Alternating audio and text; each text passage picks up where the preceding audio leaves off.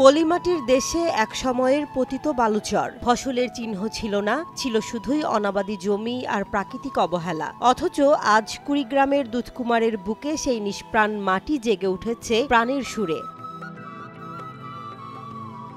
নাগেশ্বরী উপজেলার রায়গঞ্জ ইউনিয়নের ফান্দের চর, পুরান সুইচগেট, নতুন সুইচগেট সহ জেলার বিস্তীর্ণ চরের জমিতে এখন যেন চলছে সবুজ বিপ্লব। একসময় যেখানে কিছুই ফলত না, সেখানেই আজ মিষ্টি কুমড়ার লতা গুল্মে ঢেকে গেছে জমির বুক।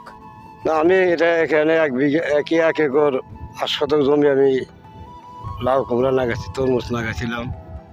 তবে অবশ্য খুব পয়সা করে আমি খরচ করছি, শরীরের শক্তি দিয়েও কাজ করছি, কিন্তু সরকারি কোনো আবেদন আমরা কোনোদিন পাই নাই, এবারও পাই নাই। এখানে কয়েক বছর ধরে মিষ্টি কুমড়ার চাষ হয়। পাইকাররা চরে এসে কেনার পাশাপাশি হাট থেকেও মিষ্টি কুমড়া কিনে নেন।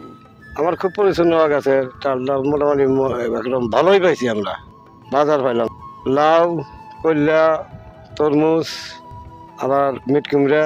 লাভ খরচ বহু হয়েছে। ওটা তো আমরা মনে করেন খরচ 1 একর 8 শতক জমির মধ্যে 15-20 হাজার টাকা খরচ হয়েছে।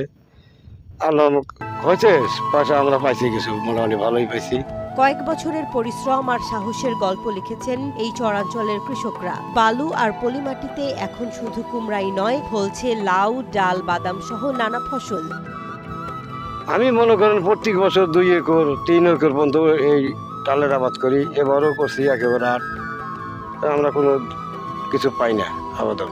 চরের জীবন বদলাচ্ছে। কৃষি অর্থনীতির ছোঁয়ায় সেই অবহেলিত জনপদে ফিরছে জীবনের আলো।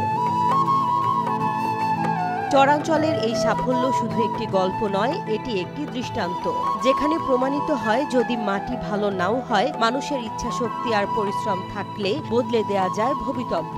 এ যেন দুধকুমারের বুকে লেখা এক জীবন্ত উপন্যাস, সবুজের কলমে, কুমড়ার পাতায় পাতায়।